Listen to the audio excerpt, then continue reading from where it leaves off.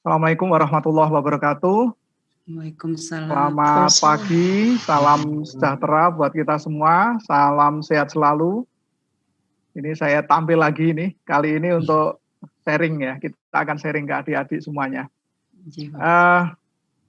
Baik, saya akan memulai saja, saya akan tampilkan.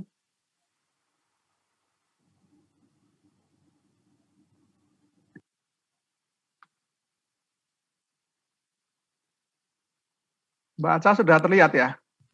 Kelihatan Pak, jelas Pak. Sudah Bapak. Baik, terima kasih. Saya sekali lagi ucapkan banyak sekali terima kasih kami bisa kesempatan dengan UNESA. Dan ini sebenarnya kesempatan yang kedua ini buat saya. Kalau nggak salah di tahun lalu ya, kalau nggak salah kami sempat berkunjung ke kampus ya, dan sebelum masa pandemi itu memang kami lebih seneng kalau kami datang ya, kami datang ke kampus, kami ketemu langsung dengan Bapak Ibu dosen, kami ketemu langsung dengan adik-adik semuanya ya, senang sekali. Dan ketika kita bisa ketemu itu sangat rame gitu ya, banyak sekali pertanyaan dan diskusi yang bisa kita lakukan. Baik, adik-adik semua, kali ini saya akan sharing terkait dengan bagaimana teknologi pengelolaan air hujan yang berkelanjutan, dan ini yang kami sampaikan itu adalah teknologi yang terkini gitu ya, teknologi yang terkini. Walaupun nanti saya akan bahas sedikit tentang teknologi yang sebelumnya ya, tentang bagaimana pengelolaan air hujan atau yang sering juga disebut dengan rainwater management, atau mungkin kalau di Eropa sana itu sering disebut dengan stormwater ya, stormwater management. Dan di dalamnya itu memang ada yang sering kita kenal, yaitu adalah rainwater harvesting atau memanen air hujan. Sebelumnya saya perkenalkan dulu ya, nama saya Muhajir, namanya saya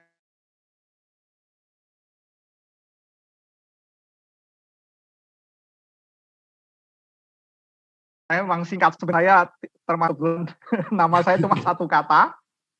Akhirnya karena saya kesulitan kalau pergi-pergi ke luar negeri dengan nama satu kata, akhirnya saya tambahin di belakang saya nama almarhum bapak saya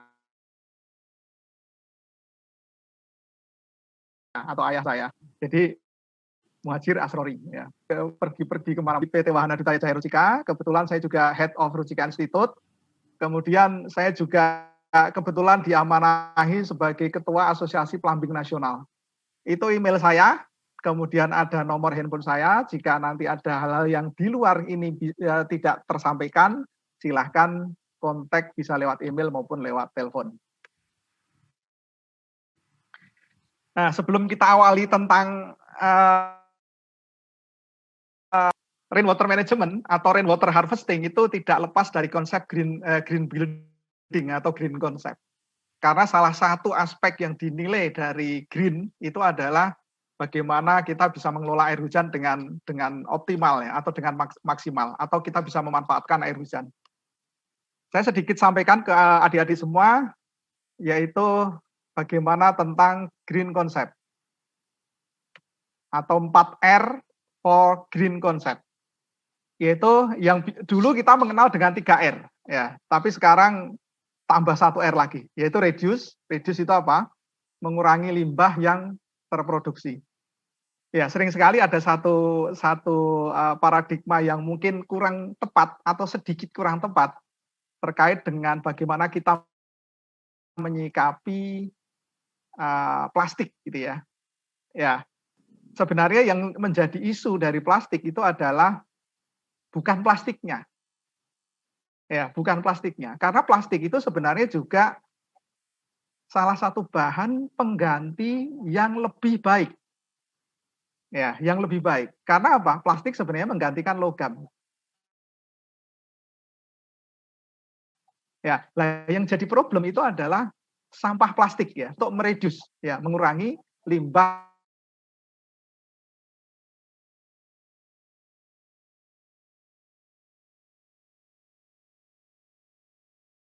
plastik yang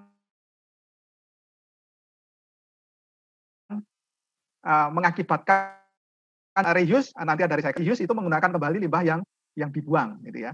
Kemudian recycle.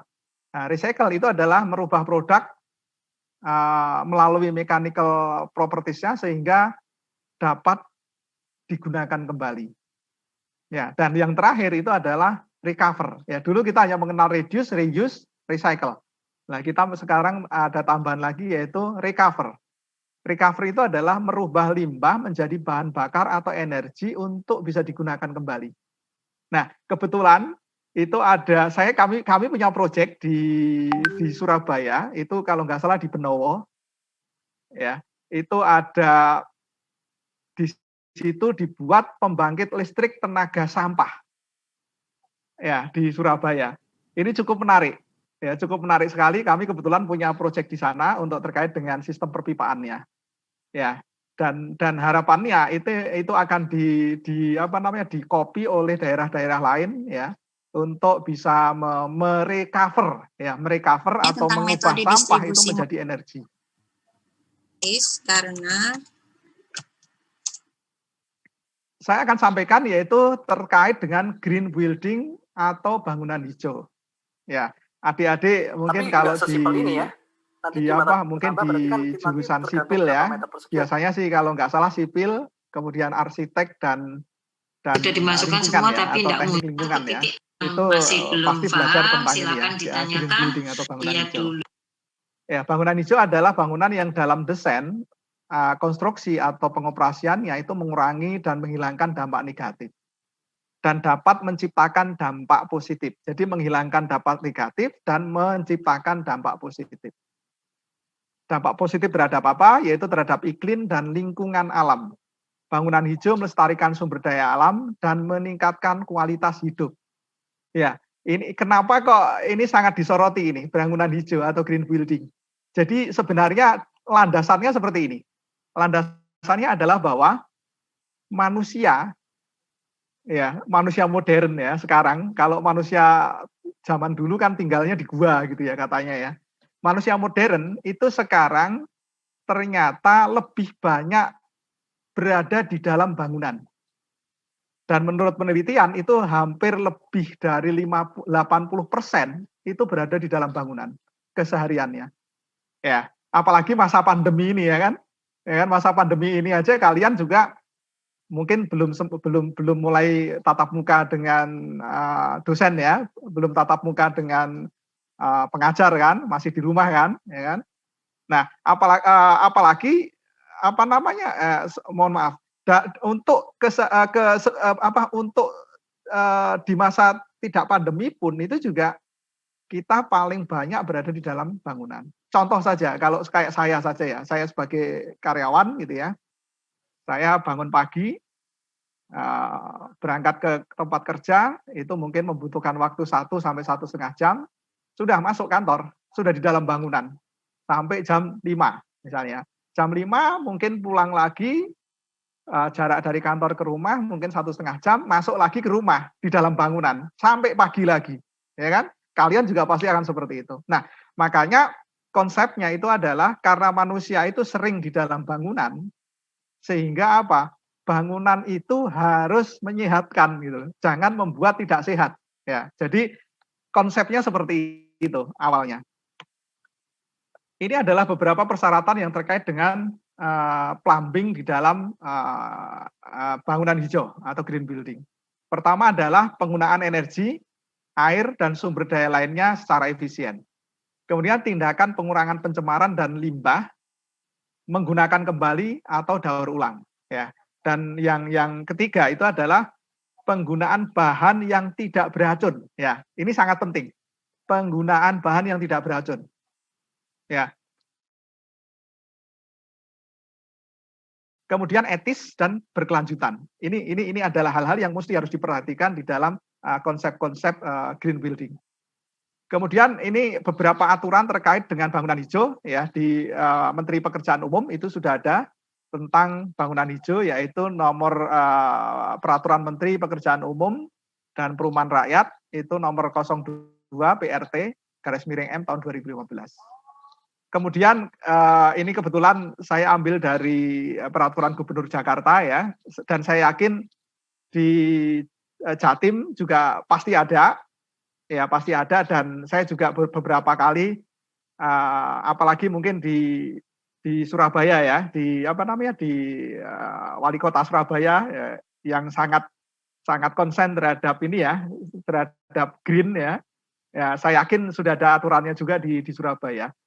Di DKI ini Pergub nomor 38 tahun 2012 juga terkait dengan bangunan hijau. Dan aturan-aturan, seluruh aturan bangunan hijau itu sebenarnya adalah sampai hujan. Nah, ini kenapa ini saya sampaikan bangunan hijau, karena ini sangat penting. Pemanfaatan air hujan.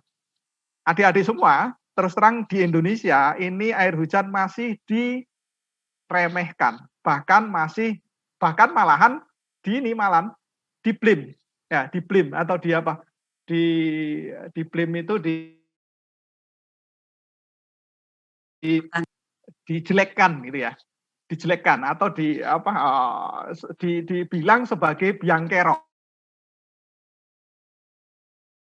Ya kan? Biang kerok terjadinya bagaimana kita bisa mengelola air hujan. Kemudian konservasi dan hemat air. Ya, konservasi dan hemat air ini juga sangat penting, dan ini harus kita mulai dari diri kita sendiri. Ya, dari adik-adik semua di rumah, pemakaian air, mandi jangan berlebihan gitu ya. Mandi jangan berlebihan gitu ya. Kemudian juga penggunaan air terkait dengan cuci dan sebagainya juga jangan berlebihan. Kemudian konservasi dan hemat energi. Ya, ini terkait. Ini biasanya kalau ini terkait dengan listrik gitu ya. Dengan listrik misalnya ya nyalakan lampu kalau diperlukan dan matikan kalau tidak diperlukan. Dan yang terakhir adalah pemakaian air daur ulang. Ya, jadi kita semua kalau bisa harus bisa memanfaatkan air-air yang sudah kita pakai lagi itu untuk dipakai lagi atau digunakan lagi dengan sistem pengolahan dan sebagainya. Turunan dari green building itu adalah green product. Ya, green product. Karena apa? Karena tadi kita sampaikan bahwa bangunan hijau, bangunan itu di dalamnya adalah komponen-komponen yang membentuknya itu adalah bagian-bagian yang kecil gitu ya. Ya, makanya disebut produk yang membentuk dari bangunan tersebut. Dan bangunan produk tersebut itu juga harus green, ya kan, untuk mendukung terciptanya green building. Nah, ini adalah 4 asesmen kriteria untuk green product. Green product standar adalah kriteria pengukuran produk yang dipakai pada produk terhadap lingkungan sebelum dianggap green atau sebelum dianggap ramah lingkungan. Beberapa kriteria itu adalah pertama sustainable and recyclable. Ya, kemudian adalah energy efficiency, kemudian healthy environment, dan yang terakhir adalah water conservation. Ya, water conservation itu selalu akan muncul. Ya, selalu akan muncul di dalam kriteria-kriteria green. Ya, karena apa? Kita tahu water itu adalah kebutuhan sangat mendasar sekali. Bahkan ya kalau ada dasar itu ini sangat mendasar gitu ya. Manusia dan makhluk hidup tidak bisa hidup tanpa adanya air. Kemudian kriterianya itu bagaimana cara mengukurnya, kriteria dan asesmennya itu yang pertama adalah water consumption lagi ya kan. Kemudian packaging material, jadi kemasan yang digunakan untuk mengemas pipa maupun fitting, kalau dalam hal ini perpipaan ya atau plumbing secara keseluruhan gitu. Kemudian adalah environmental management system atau manajemen lingkungan. Ya, bagaimana proses produksi itu tidak berefek negatif terhadap lingkungan.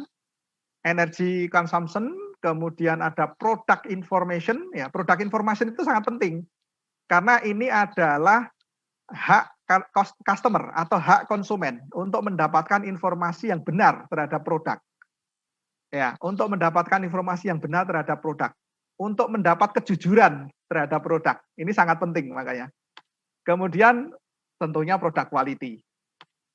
Dan yang penting juga adalah bahwa produk tidak boleh mengandung heavy metal atau logam berat dan hazardous substance atau substansi-substansi yang berbahaya, ya, atau material-material yang berbahaya. Saya sedikit sampaikan ke adik-adik bagaimana proses produksi ya. Ini sedikit aja. Nanti kalau mau bisa kita dalami lebih lanjut, nggak masalah di apa namanya di sesi-sesi berikutnya. Ya. Jadi ini adalah bagaimana skema proses produksi pipa PVC ya. Semuanya produksi pipa PVC. Kebetulan industri kami sudah cukup modern ya, kami sudah menerapkan sistem rata-rata sudah hampir produksi kita itu adalah automation ya, mulai dari awal, mulai dari kalau kita lihat ini ada truk itu pengangkut bahan material, bahan baku, masuk ke silo pun itu sudah automation ya, menggunakan pneumatik masuk ke silo. Ya, kemudian di bawahnya ada mixing ya. Kemudian masuk ke hopper dulu ya, hopper ada hopper resin, ada aditif, kemudian masuk ke mixer, ada hot mix, kemudian ada cold mix atau mixer dingin.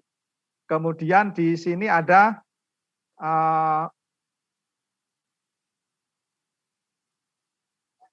ya, kemudian ada hopper dry blend. Ya, dry blend itu adalah hasil dari mixing antara resin PVC dengan aditif. Aditif itu bahan tambah lah. Kalau mungkin adik-adik bisa saya analogikan itu adalah kalau adik-adik bikin kue ya, atau bikin bolu kan, ada tepung, kemudian ada telur, ada baking powder gitu ya, ada gula, ada garam dan sebagainya gitu ya. Lah aditif itu gula, garam, baking powder itu aditif. Kemudian resin itu apa? Resin itu tepungnya ya, atau bahan pokoknya gitu ya. Kemudian dia akan masuk ke silo indoor, kemudian masuk ke mesin extruder. Jadi pipa PVC, pipa itu dibentuk dengan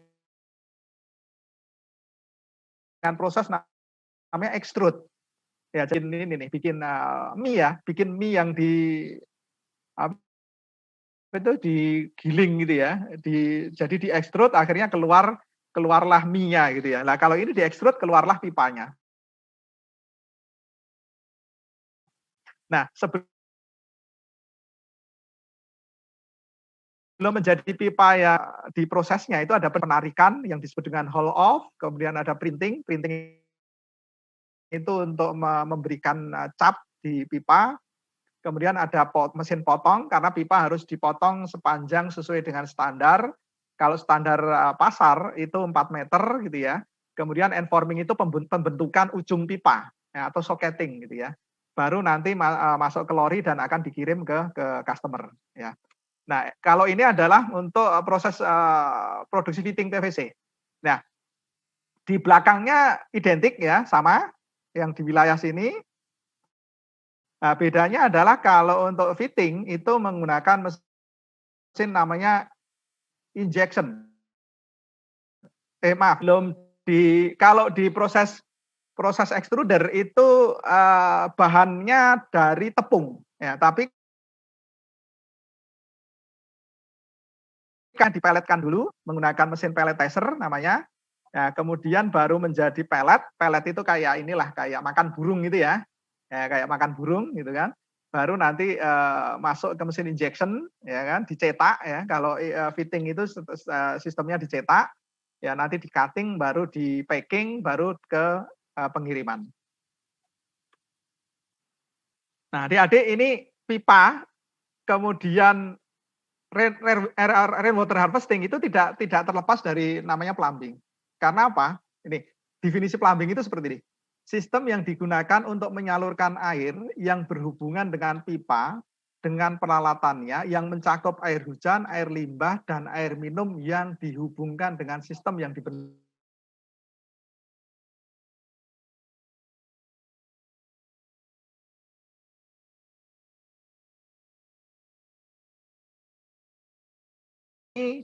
Yang dikelola oleh plumbing. Artinya ketika kita bicara dengan terkait dengan manajemen air hujan, ini pasti akan kaitannya dengan plumbing.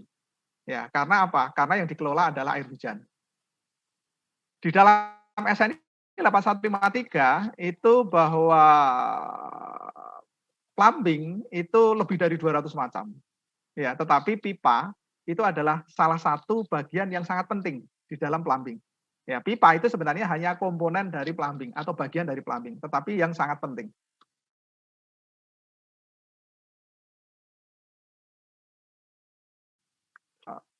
Acuan standar di Indonesia.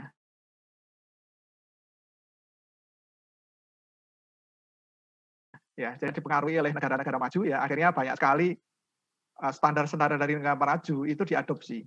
Ya. Nah, ini ada beberapa yang sekarang ada di Indonesia, yaitu contoh standar pabrikan. Standar pabrikan itu sebenarnya gini, standar yang dikeluarkan oleh pabrik masing-masing. Ya, memang ini sebenarnya tidak ideal. Saya akui, ini tidak ideal. Karena apa? Seharusnya sudah ada standar nasional yang mengatur. Ya. Ya, ini tantangan memang, ini tantangan juga. Kemudian ada SNI, standar nasional. Ya, jadi di Indonesia itu secara umum itu ada SNI, pipa-pipa SNI itu biasanya digunakan oleh government, dan pipa-pipa yang standar pabrikan itu yang adik-adik bisa temui di toko besi. Ya, itu standar pabrikan. Ya, itu mengacu ke JIS gitu ya. Nah, kemudian ada JIS, kemudian ada JIS itu Jepang, kemudian ada DIN itu adalah Jerman. Kemudian ada IN itu European Norm, itu standar Eropa, dan terakhir itu ada ISO, ya, ada standar internasional. Dan ISO inilah yang diadopsi menjadi SNI atau Standar Nasional Indonesia. Ya, ini penjelasannya. Jadi ISO identik dengan EN dan identik dengan DIN. Ya, jadi ISO identik dengan European Norm atau standar Eropa dan identik dengan standar Jerman. Kemudian ISO lah yang diadopsi menjadi SNI, Standar Nasional Indonesia. Nah, kemudian standar pabrikan yang tadi saya sampaikan atau sering disebut dengan pipa retail atau pipa dan fitting retail, ini diameter luarnya itu mengacu ke standar Jepang atau JIS. Ya. Kemudian fittingnya itu identik dengan JIS. Ya, jadi kalau bahasanya itu fittingnya adalah JIS murni. Ya, seperti itu. Nah, pipa dan fitting plastik untuk distribusi air itu belum wajib SNI. Ya, jadi belum wajib SNI. Inilah yang makanya ini tantangan berat. Saya sampaikan mengenai kekuatan pipa plastik ya. Sering sekali kita kalau membeli barang atau membeli pipa, itu kan apa sih yang mesti kita sampaikan gitu ya. Jadi yang spesifikasi yang mesti harus kita ketahui itu adalah salah satunya adalah PN ya. Ya, jadi di sini ini ada PN. PN itu pressure number atau pressure nominal. Dan ini adalah kekuatan menahan tekanan air. Ya, kekuatan menahan tekanan air dan biasanya dalam satuan bar. Di dalam standar SNI itu ada beberapa notasi atau istilah yang sering digunakan berhubungan dengan kekuatan pipa. Ya, ini kebetulan ini yang saya sampaikan baru SNI ya.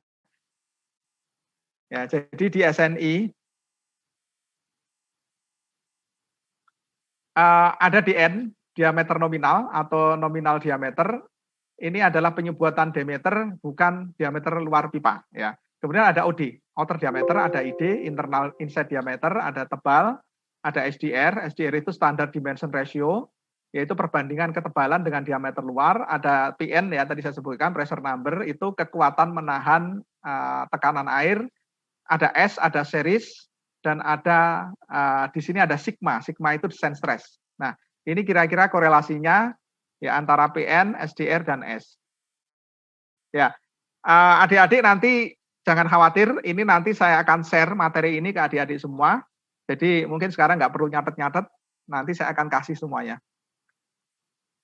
Ya, kira-kira seperti ini. Untuk sigma itu tergantung dari materialnya ya. Jadi kalau kita lihat kalau UPVC diameter di bawah 50 itu 10 megapascal. Kemudian di atas 50 itu 12,5 megapascal, PVCO itu lebih tinggi 23 atau 28 megapascal, untuk HDPE itu lebih kecil yaitu 8 megapascal.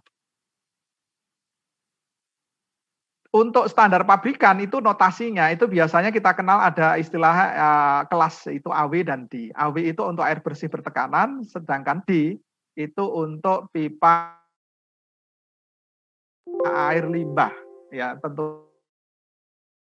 air limbah itu JIS itu ada notasinya ada VP. VP itu untuk pipa bertekanan, untuk air bersih 10 bar. Kemudian untuk VU itu yang air limbah tanpa tekanan. Kemudian untuk fittingnya itu TS. TS itu untuk yang kelas bertekanan dan untuk DV itu yang untuk air limbah. Ya, nanti kalau ke toko besi atau nanti suatu saat merancang perencanaan plumbing, jangan sampai salah atau ini adalah perbandingan diameter pipa dari macam-macam standar tadi. Ya, coba perhatikan di sini JIS itu paling berbeda sendiri di antara SNI, DIN, EN, ISO. Karena tadi saya sampaikan ya, SNI itu mengadopsi ISO, ISO identik dengan EN dan DIN. Artinya apa? SNI, DIN, EN, dan ISO itu ya identik, ukurannya sama semua. Ya, JIS berbeda sendiri. Nah, JIS itu adalah yang pipa yang dijual di toko besi. Ya, yang kalian semua pakai mungkin untuk rumah-rumah kalian itu biasanya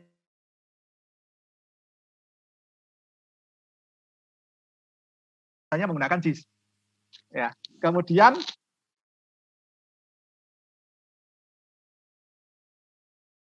32 nih, coba lihat ini. Di standar ini tadi SNI, JIS, DIN, EN, ISO itu tidak ada yang tidak menggunakan inci, tetapi menggunakan milimeter. Ya, semuanya pakai milimeter. Ya, tetapi karena di Indonesia ini masih suka ada kerancuan. Ya, kerancuan karena dulu memang sebelumnya kan pakai pipa besi ngadopsi dari ASTM atau standarnya Amerika. Amerika itu kan menggunakan dimensinya kan pakai inci ya, pakai imperial ya. Tapi kalau di SNI, JIS, DIN, dan EN itu menggunakan metrik. Ya. Ini adalah beberapa pembagian produk-produk ya berdasarkan air yang digunakan atau air yang dialirkan ya. Jadi air bersih, air limbah, dan air hujan. Ya, ini pipa-pipanya pun itu biasanya juga dipilah menjadi dua, yaitu di dalam bangunan dan di luar bangunan. Ya, jadi di dalam bangunan dan di luar bangunan. Ya, di luar bangunan itu sering disebut dengan istilah untuk infrastruktur ya, untuk jaringan air gitu ya. Ya, untuk jaringan air. Dan bisa dilihat seperti ini beberapa ini kebetulan ini range produk yang cukup banyak sekali ya. Adik-adik jangan bingung nanti kalau memilih ya. Itu sesuaikan aja dengan jenis air yang akan dialirkan, kemudian instalasinya di mana, dan kebetulan juga ada yang untuk air panas dan dingin nih. Ya, artinya juga jangan sampai ketika ada kebutuhan air panas itu keliru dengan air dingin ya. Tetapi kalau untuk air dingin itu boleh pakai pipa yang air panas, ya kan? Tapi kalau untuk pipa yang air panas nggak boleh. Pipa air panas itu dipakai untuk air dingin nggak boleh. Pipa air dingin digunakan untuk air panas itu nggak boleh, ya.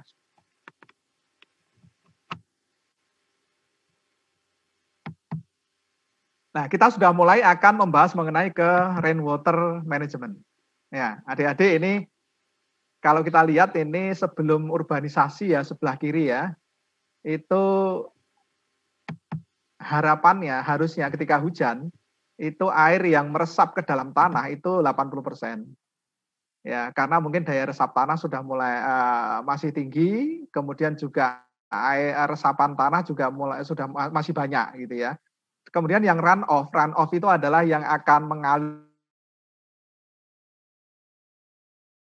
di permukaan, kemudian di urbanisasi itu kebalik. Ya, karena apa? Karena tanah terbuka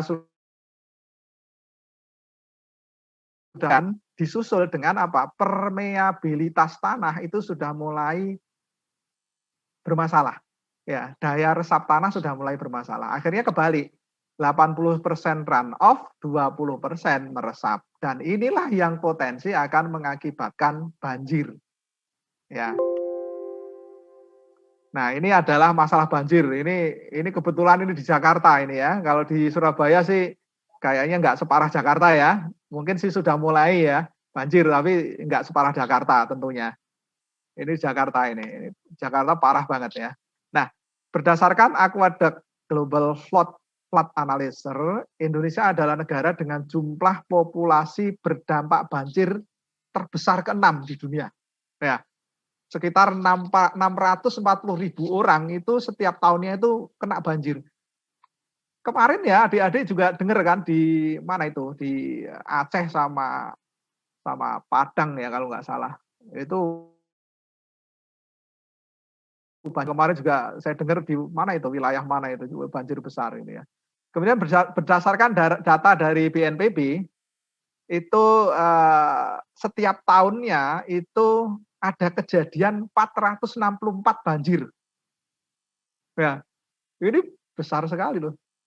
464 itu kalau setiap tahunnya itu kan ya hampir setiap hari ada ini. Ya, hampir setiap hari ada kalau di rata-rata ya. Walaupun kejadian itu kan terkait dengan wilayah kan ya, terkait dengan wilayah. Ya bisa aja di hari yang sama itu ada 2 tempat gitu kan. Artinya dihitung 2 kan. Kalau ada 3 tempat ya dihitung 3 gitu ya. Ini adalah beberapa berita-berita yang kami ambil dari online ini kebetulan ya. Ini di Jakarta ini tiap rumah di Jakarta wajib punya sumur resapan ya kan. Kemudian ada pembongkaran segera bangunan tanpa sumur di jalan ini Cempaka Putih Jakarta ya. Karena apa? Tidak punya sumur resapan akhirnya dibongkar. Kemudian ini Anies ancam beri sanksi 5 gedung tanpa sumur resapan, ya kan? Jadi di Jakarta banyak sekali nih aturan yang dilanggar ternyata. Walaupun sebenarnya tadi saya sampaikan kan di Jakarta itu sudah ada aturan terkait dengan green building dan di dalamnya itu sudah mengatur tentang sumur resapan. Makanya gubernurnya akan mengancam ini kalau enggak ada sumur resapan itu akan dibongkar nanti kan gitu atau dikasih sanksi gitu ya. Karena apa? Karena sudah ada aturannya. Nah, kemudian izin penggunaan air tanah di 5 gedung DKI itu terancam dicabut. Karena apa? Kita tahu bahwa air tanah itu memang seharusnya dihindarkan untuk diambil. Ya, air tanah itu potensi akan permukaan tanah akan ambles. Air yang bagus itu adalah air yang di permukaan tanah. Ya, mungkin sungai, ya mata air dan sebagainya. Gitu ya. Sumur resapan menjadi salah satu aspek penting ya terkait dengan pengelolaan air hujan untuk mengatasi banjir.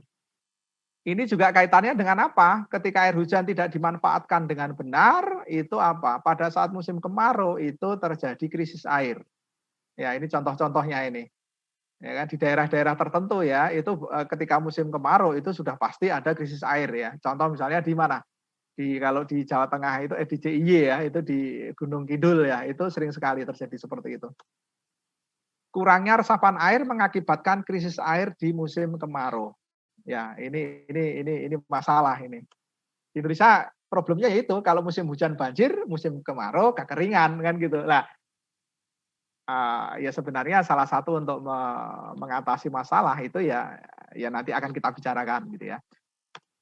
Penyebab banjir di Indonesia ini dari dari analisa Sutopo Purwonugroho ini secara umum itu ada 2 yaitu curah hujan yang tinggi ya tapi kita nggak boleh menyalahkan curah hujan itu adalah rezeki kan ya kan kita nggak boleh karena ini bagaimana kita mengelola saja ya tetapi yang harus kita perhatikan itu adalah bagaimana mengelolanya ya bagaimana kita mengelola dengan benar dan dengan maksimal. Karena air hujan itu adalah anugerah. Ya kan? Harus kita syukuri dan harus kita kelola dengan benar. Ini saya ulangi lagi peraturan-peraturan tadi ya. Ya, terkait air tanah, kemudian bangunan hijau dan pengelolaan air hujan. Ini prinsip yang seharusnya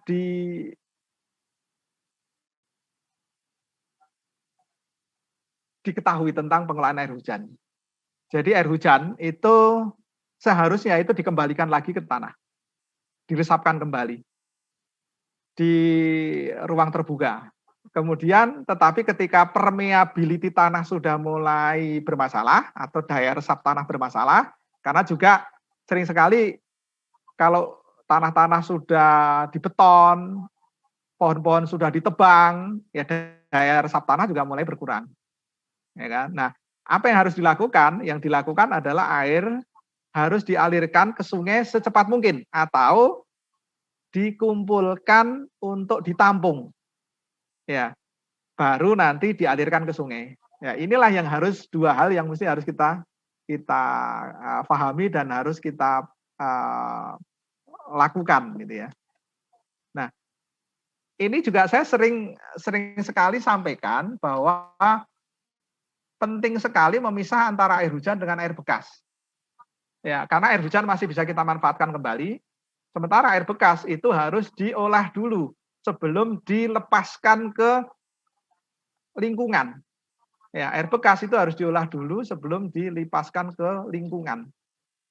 Ya, jadi air bekas itu biasanya kan bau. Ketika bercampur dengan air hujan yang relatif masih bagus, itu akhirnya malahan apa? Air bekas mencemari air hujan. Beberapa manfaat air hujan ya itu salah satunya untuk menghadapi perubahan iklim ya. Kemudian sebagian air merupakan air bersih yang masih bisa kita gunakan. Mungkin di daerah-daerah tertentu yang polusinya masih rendah, itu air hujan bisa dimanfaatkan lagi untuk ini kali ya, untuk minum misalnya ya, diolah dulu diminum ya mungkin. Ya, tetapi kalau di daerah-daerah yang sudah pencemarannya sudah tinggi itu perlu adanya filtrasi kali ya, penyaringan. Air hujan itu mengurangi arus ke aliran limpasan, pemanfaatan air hujan itu mengurangi arus ke limpasan dan mengurangi sumber polusi. Ini adalah skematik bagaimana saluran terbuka air hujan. Jadi air hujan itu memang salurannya memang harus terbuka malah ya, beda dengan air bersih dan air limbah. Air limbah dan air bersih harus tertutup. Kalau air hujan itu sebaiknya harus terbuka. Ya, karena limpasan air hujan itu akan segera masuk ke dalam saluran dan penting juga itu untuk diresapkan ke tanah.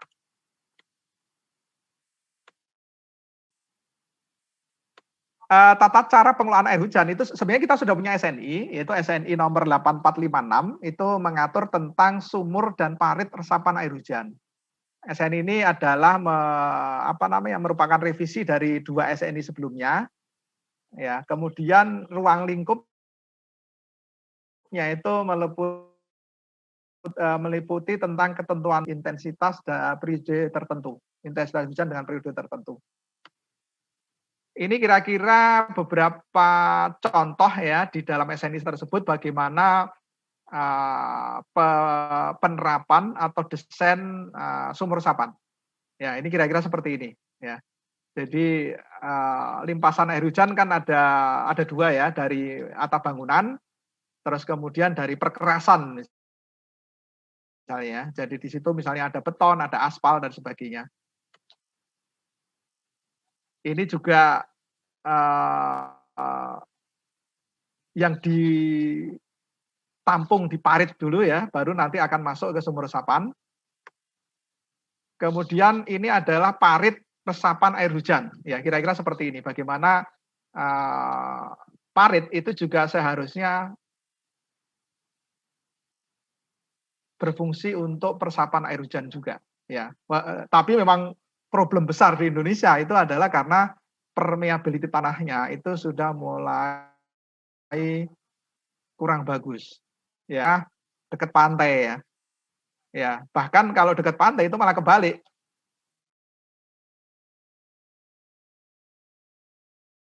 Ya. Nah, ini yang problem. Ya, makanya kalau di daerah-daerah tersebut itu biasanya sudah tidak ada memungkinkan untuk diresapkan, itu ya harus dibuatkan penampungan-penampungan.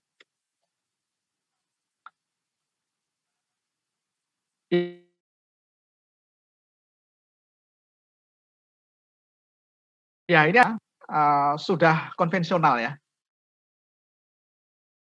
Jadi SNI-nya sudah konvensional. Sementara di Indonesia itu aturan-aturannya di Indonesia itu sudah terdapat aturan, tetapi masih konvensional. Ya, ini yang tadi saya sampaikan memang sering sekali aturan itu tertinggal dengan teknologi. Ya, yang terbaru gitu ya. Bagaimana resapan air hujan dalam bentuk, nah ini bayangkan kira-kira seperti ini ya, kotak seperti ini dengan material plastik. Ini merupakan tangki reservoir air yang dipasang di bawah tanah berfungsi sebagai resapan dan penampungan air hujan. Ini sangat mudah dipasang karena knockdown, materialnya yang ekologis karena terbuat dari plastik daur ulang. Ini memang sengaja kita buat dari plastik daur ulang. Ya, jadi kita mengumpulkan plastik-plastik bekas, kita dibeli dari pemulung gitu ya, dari pemulung kita olah menjadi produk ini. Ya, daya tampungnya 96,6%. Kemudian pembebanan bisa sampai 25 ton ya. Artinya kalau ditimbun di tanah di atas ada kendaraan misalnya sampai 25 ton itu masih sanggup untuk menahan. Inspeksi yang mudah ya, karena ada lubang-lubang untuk maintenance. Dan karena ini knockdown ya, jadi knockdown bisa dibongkar, transportasinya sangat mudah. Ya kira-kira seperti ini. Jadi kayak Lego ini. Ya ini kayak Lego.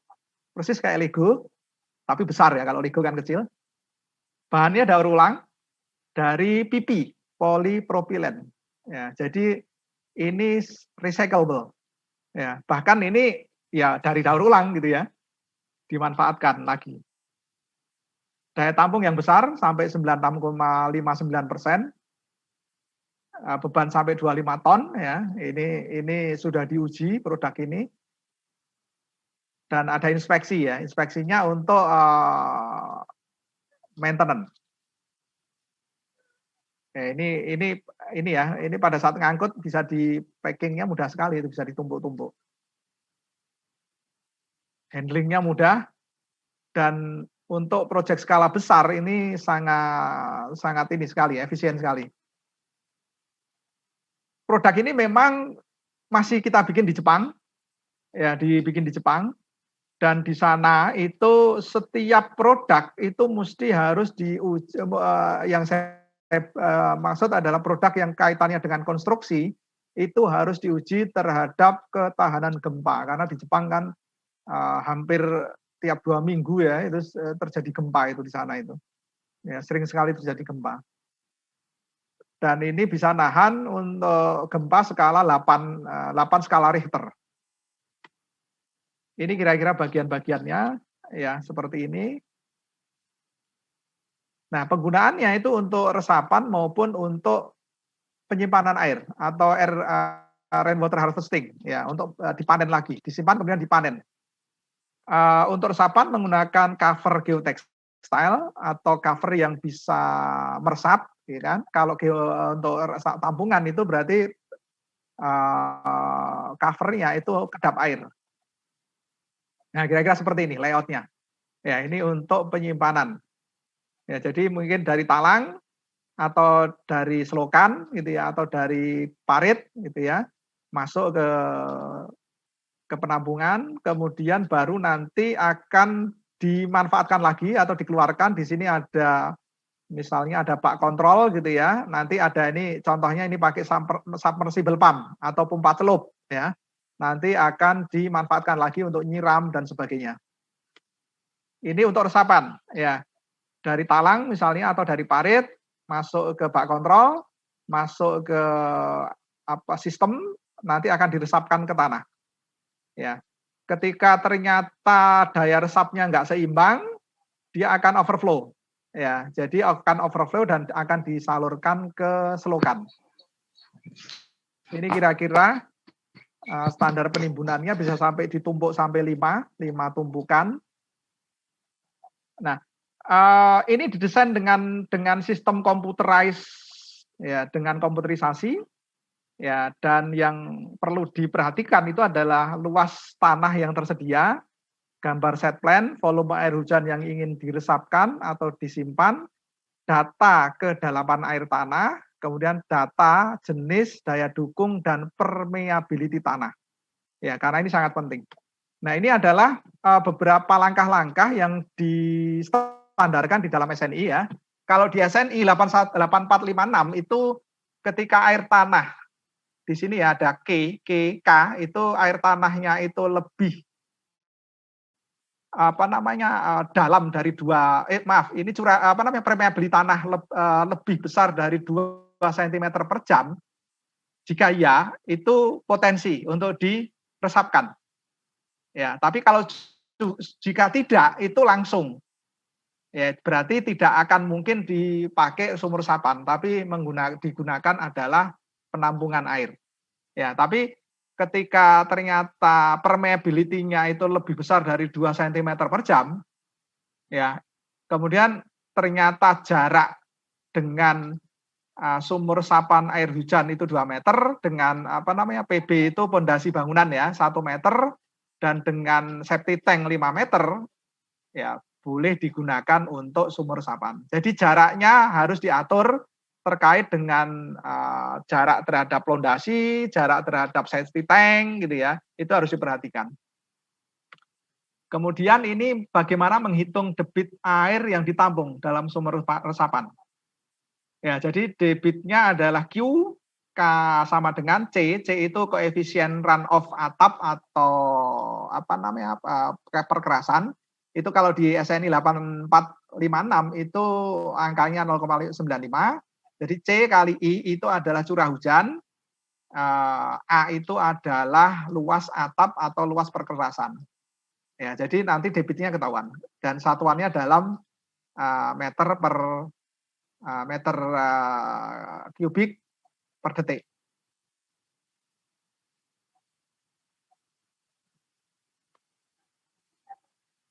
Ini saya tampilkan video ini ya, ilustrasinya sistem tersebut.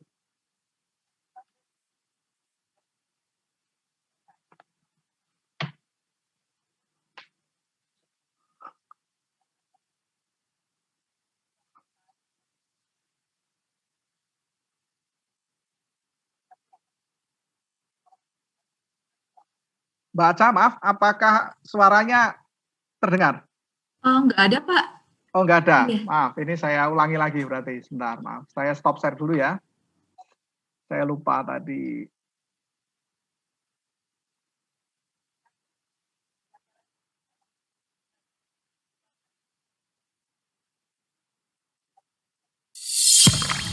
Terdengar ya? Ya, Pak. Aman, ya, Pak.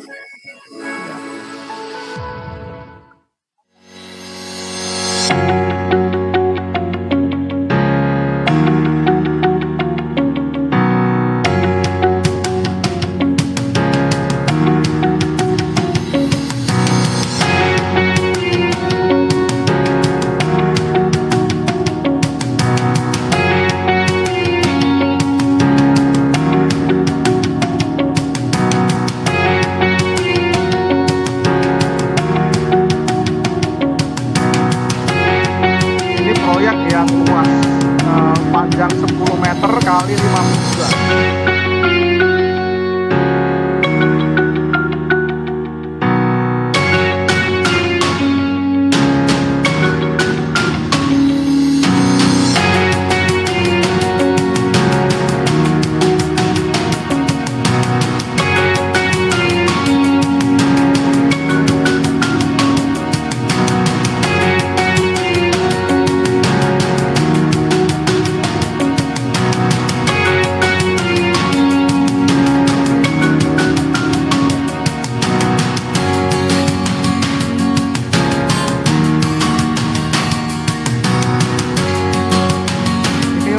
Skala kecil ya untuk rumahan.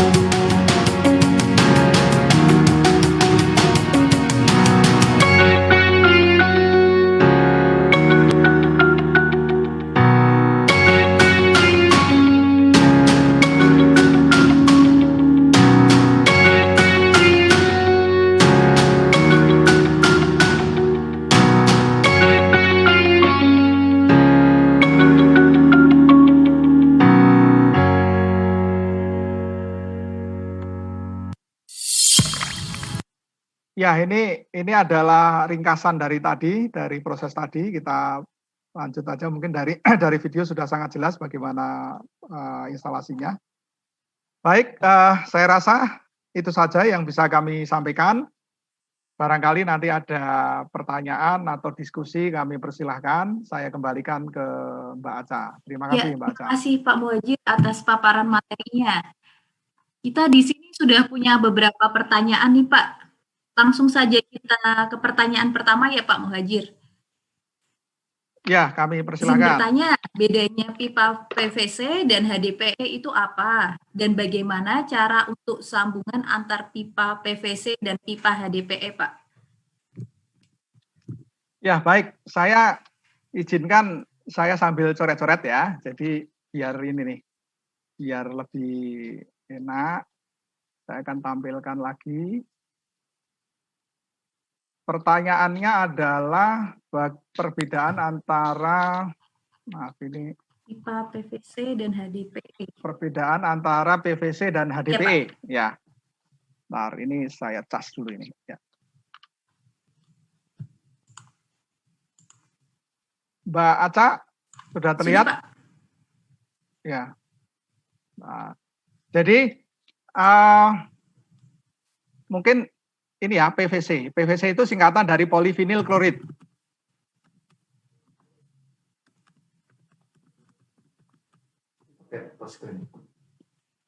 Ya.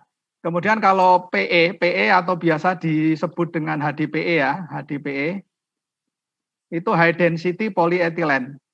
Ya, jadi bisnya dari polyethylene. Ya, polyethylene. High density adalah polyethylene yang mempunyai kerapatan atau mempunyai densitas yang tinggi.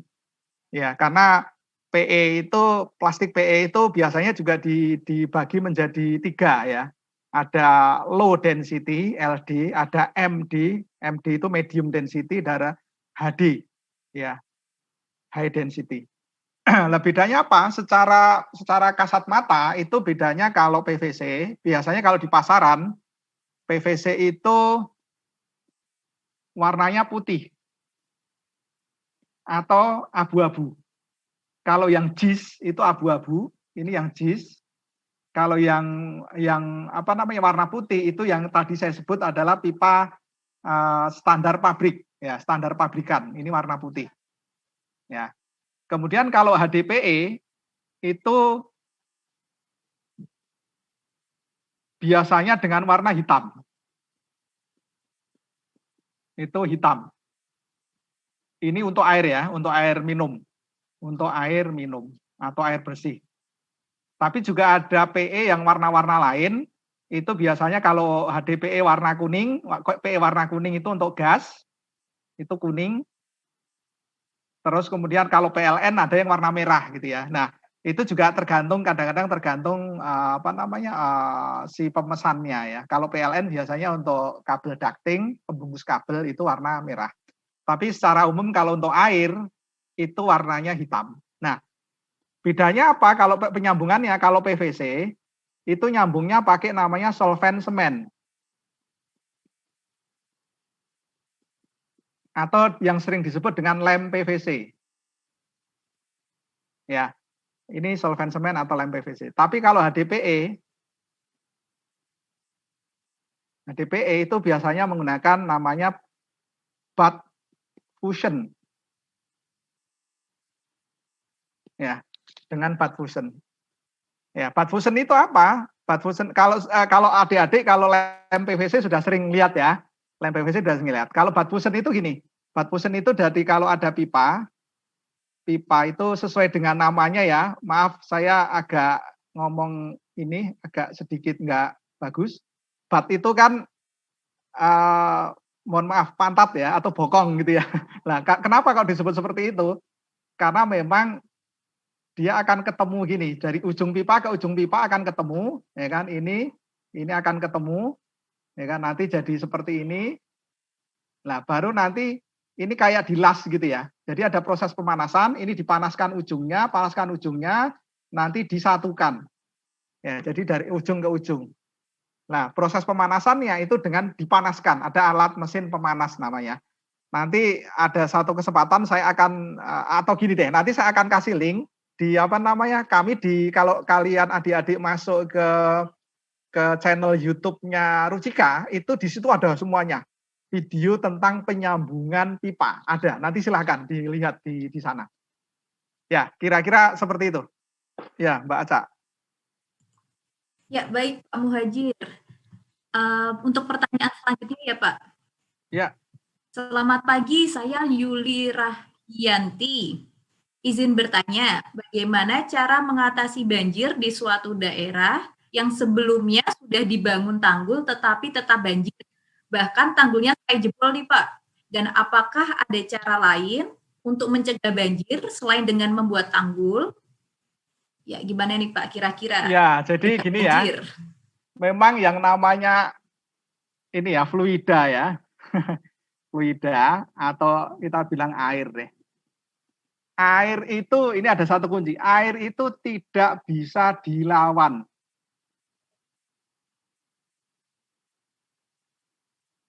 Karena air itu bagian dari hukum alam ya. Hukum alam itu tidak bisa dilawan. Hukum alam itu harus diikutin. Nah, kita bicara air tidak bisa dilawan. Maksudnya dilawan itu apa?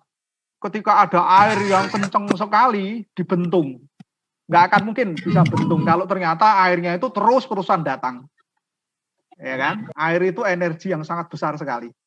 Nah, bendungan atau tanggul itu kan sebenarnya seakan-akan hanya melawan gitu ya, melawan untuk sementara. Dan sering sekali ketika curahnya tinggi sekali, debitnya tinggi sekali, kita mau bangun bendungan segede apa gitu ya. Ya kan? Mungkin contoh aja deh, mungkin adik-adik pernah lihat di YouTube itu ada satu, saya senang sekali nonton dulu di channelnya, kalau nggak salah National Geographic ya, itu terkait pembuatan bendungan di Sungai Yangtze di Cina. Itu sungai itu gedenya minta ampun. Itu damnya itu gedenya minta ampun. Berarti harus bikin dam segede itu gitu loh untuk membendung sungai gitu ya. Nah, akhirnya apa yang harus dilakukan? Alirkan pertama, kalau memang nggak bisa. Resapkan atau tampung. Ya kan? Nah, tampung pun kalau dalam proses penampungan ya, kalau saya punya satu vessel atau bejana, saya masukin air ke sini, ketika air itu penuh, air itu kan pasti akan bertekanan kan, ketika nggak ada escape, nggak ada keluar. Akhirnya kan tetap aja harus kita kasih kita kasih overflow. Ya, jadi seperti itu. Artinya nggak akan ditahan. Makanya salah satu cara tadi kita sampaikan ya, oke lah kita akan bendung, akan tanggul. Tetapi ketika potensi ada curah hujan tinggi, ya mau tidak mau kan harus kita overflow, ya kan. Terus yang kedua itu tadi bahasan tadi, kalau bisa apa? Kita diresapkan ke tanah. Kalau bisa ya. Tapi kalau nggak bisa, apa yang itu bisa nggak kita tampung? Ya kan, kita tampung, bikin penampungan. Kalau di Jawa Tengah itu kebetulan kan saya sering pergi untuk acara PDAM ya. PDAM itu kan ada satu program namanya PAMSIMAS. Ya, PAMSIMAS. Penyediaan air untuk berbasis masyarakat. Nah, di Jawa Tengah itu banyak didirikan embung-embung untuk menampung air hujan yang nanti suatu saat akan dimanfaatkan lagi. Ya, jadi menurut saya kira-kira seperti itu yang bisa dilakukan, tetapi juga sering butuh dana kadang-kadang ya untuk membuat tampungan, untuk diresapkan gitu ya. Ya itu butuh dana. Tetapi memang ya seperti itu gitu kan yang harus kita lakukan. Dan sekali lagi saya sampaikan bahwa air hujan atau air itu punya energi yang besar sekali. Artinya apa? Ketika dilawan itu manusia nggak akan sanggup untuk melawan air gitu ya. Artinya ya air harus diarahkan aja, air itu maunya kemana? Kita tahu kan, yang namanya air itu pasti akan bergerak dari tekanan yang tinggi menuju ke tekanan yang rendah gitu ya. Artinya ya carilah tekanan yang lebih rendah agar air bisa bisa mengalir gitu ya, atau dimanfaatkan lagi. Ya, kira-kira seperti itu kali. Ya, baik. Untuk pertanyaan selanjutnya ya, Pak. Apakah produk rainwater harvesting ini bisa digunakan di tempat yang air tanahnya rendah, walau sudah dilengkapi dengan cover geomembran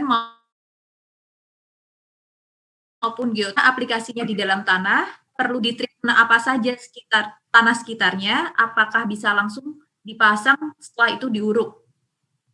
Iya, jadi tadi sesuai dengan SNI tadi, saya ulangi lagi, di SNI itu memang syaratnya adalah pertama daya resap tanah ya, atau permeability, daya resap tanah. Itu kan tadi angkanya harus lebih besar dari 2 cm per jam. Ya, kalau lebih besar dari ini, boleh digunakan atau boleh dipasang sumur resapan. Ya, tapi kalau tidak, ini misalnya tidak gitu ya, berarti apa? Silakan dipasang penampungan air hujan.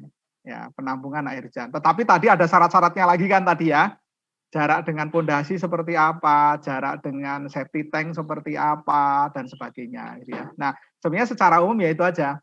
Kalau untuk sumur resapan harus punya permeability yang bagus. Tapi kalau permeability-nya yang nggak bagus, ya bisa digunakan untuk menggunakan bisa dipasang untuk penampungan. Ya, penampungan pakai geomembran ya. Nah, tapi juga gini, ada syarat sebenarnya. Syaratnya adalah bagaimana terkait dengan daya dukung tanah. Ya, jadi daya dukung tanah. Ya, misalnya tanahnya ini labil gitu ya, mudah bergerak gitu kan. Kalau mudah bergerak itu memang penampungan pun itu tidak boleh. Karena apa? Tadi kan kita lihat bahwa produk kita itu kan materialnya adalah plastik dan sistemnya adalah knockdown. Kalau tanahnya bergerak itu bisa ambrol, ya kan? Bisa ambrol. Ya, misalnya tanah yang labil itu kan biasanya tanah di daerah pantai gitu ya. Karena di situ ada pasir gitu ya. Ya memang itu sangat tidak memungkinkan untuk dipasang itu gitu ya. Makanya pada sebelum dipasang aplikasi tadi, produk-produk yang RWH tadi, rainwater harvesting tadi, itu memang harus dilakukan uji apa itu? Kalau bahasa teknik sipil itu sondir ya. Apa ini tulisannya apa itu? Sondir, kalau sondir gimana ya? Sondir gitu ya.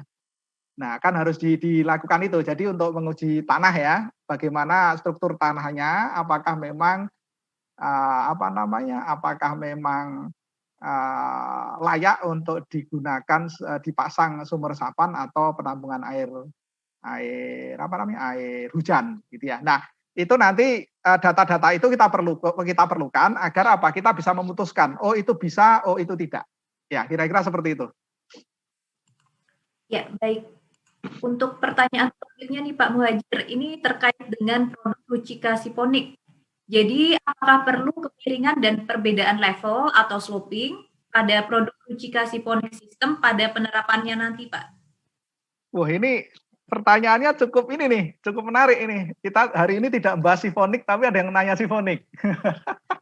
Berarti Iya nih, Pak.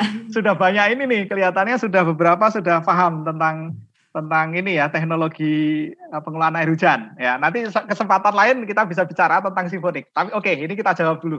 Ya, jadi adik-adik mungkin yang belum paham tentang sifonik, ya kan? Sifonik system. Ya, sifonik system itu adalah sistem drainase atap.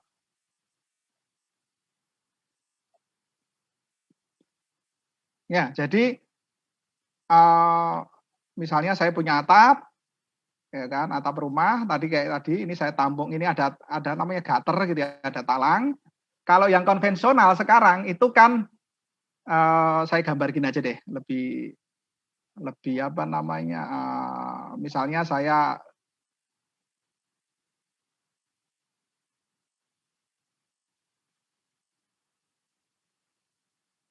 ya Ini atap ya, limpasan atap, ini gutter-nya, misalnya ini gutter. Nah, biasanya kalau saya pasang roof drain di sini, ini kan langsung turun, gitu ya. Baru nanti kalau ini dikolek jadi satu, baru ini adalah selokan gitu ya. Nah, ini sama gitu ya. Nah, tetapi ketika menggunakan sifonik, itu bisa kita gabung. Ya, jadi misalnya ada seperti tadi ada 4, ya kan, atau bahkan ini gitu ya. Nah, ini roof outlet, saya tingkat RO ya, roof outlet. Itu bisa ada beberapa roof outlet, kemudian ini adalah kolektor pipe atau horizontal pipe, saya singkat HP. Ini adalah vertical pipe atau VP atau down pipe gitu ya. Nah, kemudian ditanya apakah perlu sloping atau tidak, itu tadi ya. Lah yang dimaksud sloping itu kemiringan di sini ya, apakah perlu di sini miring atau tidak? Tidak perlu. Ya, tidak perlu. Karena apa? Karena memang ini adalah sistem sifonik. Sifonik itu apa? Jadi kalau air itu masuk dari roof outlet, ya kan, nanti di sini itu terjadi full bore, airnya penuh. Ya, airnya penuh, kemudian akan mengalir ke sini. Nanti di sini itu akan terjadi efek sifon. Di daerah sini akan terjadi tekanan negatif pressure. Ya, jadi pas di tikungan ini, itu terjadi negatif pressure. Jadi siphonic system itu kalau adik-adik misalnya ya punya satu ember di atas, ini ember isi air, pengen dipindahkan ke ember di bawah gitu ya. Adik-adik pakai selang, seret gitu ya. Biasanya selangnya disedot dulu ya, serut gitu ya. Terus nanti air itu akan ngalir terus sekali sedot, itu akan habis masuk ke ember yang di bawah. Inilah yang disebut siphonic effect. Ya, ini siphonic effect. Ya, siphonic effect itu bahkan kalau adik-adik perhatikan di sini, bahkan sloopingnya ini lihat aja. Selangnya itu naik, gitu loh. Ya kan, naik aja kuat gitu loh. Apalagi datar, cuma datar doang. Bahkan ini analoginya ya, misalnya ya, saya bikin sloopingnya itu misalnya ya, agak miring ke atas gini, itu pun masih mampu. Ya, secara kaidah misalnya ya, ini roof outlet, maaf, ini saya bikin miring ke sana tuh, ya kan? Ini aja masih bisa, asal apa? Di sini ada energi untuk atau ada pressure negatif untuk bisa apa? Menyedot air yang ada di sini. Ya, jadi air yang ada di sini itu bisa kita turunkan dengan apa? Pressure negatif. Ya, ketika pressure di sini, negatif pressure lebih besar daripada di sini, ya artinya negatif pressure itu kan negatif positif itu pressure yang arahnya berlawanan deh gitu ya. Arahnya berlawanan. Ini arahnya ke bawah sana misalnya. Ini kan cenderung kan ke sana. Ya kan? Karena aksi reaksi ya. Ketika saya ada tarikan ke sana, ini pasti akan dilawan dengan tarikan ke sana gitu ya. Ketika ini gayanya lebih besar daripada sini, ini ya, pasti apa? Dia akan bergerak ke sana kan? Ya, ini sama. Walaupun toh misalnya ini sloopingnya ke atas, ya kan? Ya kan, sloopingnya ke atas. Kalau ternyata ini, nah, ya tetap akan jalan ke sana kan? Ya, kira-kira seperti itu. Ya, baik. Untuk pertanyaan terakhir ya Pak Muhajir.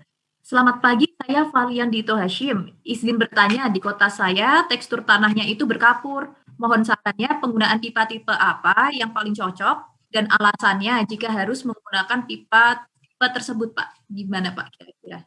Ya, jadi kalau untuk kontur-kontur yang sebenarnya ada namanya kontur yang sulit ya. Pipa yang paling tepat itu adalah HDPE. Ini adalah memang pipa yang dirancang untuk kontur yang sulit. Sulitnya apa? Sulitnya adalah misalnya contoh tidak rata, berbatu, ya kan? Kemudian tidak rata itu mungkin kelok-kelok gitu ya. Kemudian berbatu, kemudian juga potensi ada pergerakan, tanahnya mudah bergerak. Nah, ini adalah memang HDPE yang paling cocok. Karena apa? Yaitu tadi sambungannya adalah sambungan yang paten ya. Ini sambungannya paten. Kemudian pipanya lebih lentur. Ya, pipanya lentur untuk bisa mengantisipasi ini kontur yang tidak rata. Ya, jadi kira-kira seperti itu. Salah satunya juga mungkin di tanah yang berbatu atau berbatu gamping ya, bergamping. Tapi kalau untuk adik-adik nggak usah khawatir terkait dengan sifat gamping, apakah nanti akan meng-attack atau menyerang pipa.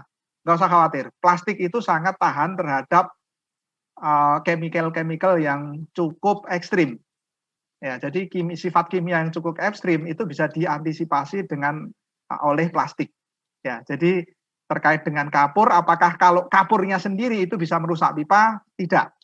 Ya, itu tidak. Bahkan adik-adik malah saya kasih tahu, salah satu aditif di dalam pipa itu adalah CaCO3. CaCO3 itu dibuat aditif. Tadi saya sampaikan ya bahwa proses produksi itu kan ada aditif. Aditif itu ada salah satunya ya CaCO3 karena tujuannya untuk apa?